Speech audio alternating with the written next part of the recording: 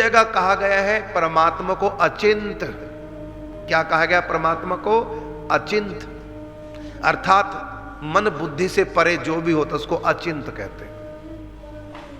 राम अतर्क या बुद्धि मन वाणी। भगवान बुद्धि मन वाणी का विषय है नहीं, अर्थात मन भी उनका चिंतन नहीं कर सकता, अचिंत्य विषय है भगवान। और एक जगह कहा गया है, क्योंकि यहां तक कहा कि गो गोचर जहां लग मन जाई सो सब माया जानो भाई। कहीं भी मन चिंतन करेगा माया का करेगा, भगवान का कर ही नहीं सकता। ये कहा गया शास्त्र में। और इधर भगवान कहते हैं मन मुझ में लगाओ। तो एक शास्त्र कहता है मन लग ही नहीं सकता भगवान में, और एक शास्त्र कहता है गीता की भगवान में मन लगाओ। और एक ही गीता में दो प्रकार के वाक्य, एक तरफ भगवान ने कहा मैं अचिंत्य हूं, और एक तरफ कहा अपना मन मुझ में लगाओ। अचिंत्य का मतलब मन की पहुंच मुझ तक नहीं। तो गीता में कहा मन की पहुंच मुझ तक नहीं, और गीता में ही कहा मन मुझ में लगाओ। मन मना भव मद भक्तो मध्य जीमा मन मस्कुरु मय्ये मन आधत्व मई बुद्धि में निवेशय। मुझ में मन को लगाओ। एक तरफ कह दिया मुझ में मन को लगाओ गीता में, और एक तरफ कह दिया मैं अचिंत्य हूं, मतलब मन बुद्धि से परे। और इसी को खोल करके एक चुपाई में गोस्वामी तुलसीदास जी कहते हैं गो गोचर जहां लग मन जाई सो सब माया जानो भाई। अब बताइए शास्त्र के विधि वाक्य है, दोनों एक दूसरे से उल्टे हैं। अब इसका अर्थ क्या है? इसका अर्थ सुनिए। जो संसारी लोग हैं वो तो कुछ भी सोचेंगे तो विषय को ही सोचेंगे। यहां तक कि राधा कृष्ण की दिव्य प्रेममयी किरणें सुनेंगे, पढ़ेंगे या चिंतन करेंगे, वहां भी वो माया का ही अर्थ लगाएंगे। स्त्री पुरुष जैसा प्रेम राधा कृष्ण का है, ऐसे ही माया का अर्थ लगाएंगे। इसलिए हम भगवान श्री कृष्ण की कोई भी लीला चिंतन करेंगे वहां माया का संपुट लगा देंगे हम लोग। गो गोचर जहां लग मन जाई सो सब माया जानो भाई। ये उनके लिए है जिनके मन में माया घुसी है, वो तो कुछ भी सोचेंगे, चाहे भगवान की लीला भी क्यों नहीं हो रही हो, वहां भी उनको माया दिखाई देगी। राधा कृष्ण के प्रेम में भी उनको वासना दिखाई देगी। भगवान श्री कृष्ण अपनी महिमा गान कर रहे हैं गीता में, वहां भी उनको अहंकार दिखाई देगा कृष्ण का। तो वहां वो सब जगह माया देखेंगे।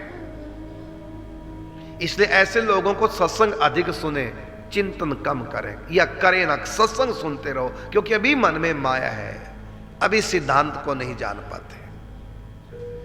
और जिनको श्री कृष्ण के प्रति पूर्ण श्रद्धा विश्वास हो गए हैं, उनका तो मन जहां भी जाएगा यत्र यत्र मनो याति तत्र तत्र समाधया। मैं देखूं जिस और सखीरी सामने मेरे सांवरिया, क्योंकि उनके मन में माया नहीं रही। इसलिए उनकी बुद्धि, उनका मन कुछ भी सोचे समझे तो कृष्ण के बारे में ही सोचेगा। तो अचिंत विषय है उनका, जो जिनका माया में मन है। लेकिन श्रद्धा की नौका में बैठ करके हम माया के पार जा सकते हैं। इसलिए का याभ्याम बिना न पश्यन्ति, जिस श्रद्धा विश्वास के बिना हम कृष्ण को देख नहीं पाएंगे। अब श्रद्धा विश्वास प्रेम से वो कृष्ण हमारे इंद्रिय गोचर हो जाएंगे, नहीं तो वो इंद्रिय गोचर नहीं है। इसलिए कहा गो गोचर जहां लग मन जाई सो सब माया जानो भाई, वो सब माया है। लेकिन जिनके पास श्रद्धा भक्ति आ गई उनके लिए कहा वो मुझ में मन लगा सकते हैं, उनका मन मुझ तक आ सकता है। लेकिन जिनके मन में माया है वो मुझ तक नहीं पहुंच पाएंगे। जैसे सनातन धर्म को छोड़कर जितने भी नए नए पंथ इस कलयुग में पैदा हुए हैं, सब कृष्ण को माया ही समझते हैं। तो उनको श्री कृष्ण के अंदर माया ही दिखाई देगी, वो कृष्ण को मायावी ही कहेंगे, वो साकार मानेंगे ही नहीं। साकार भगवान नहीं तो कृष्ण को भी वो माया का अंश मानेंगे, उनके शरीर को भी वो माया प्रदत्त मानेंगे, माया का विकार मानेंगे, क्योंकि उनका मन माया ही देखेगा। और जिनका मन माया से तर गया वो क्या कहेंगे? चिदानंदमय देह तुम्हारी, विगत विकार जान अधिकारी, जान अधिकारी।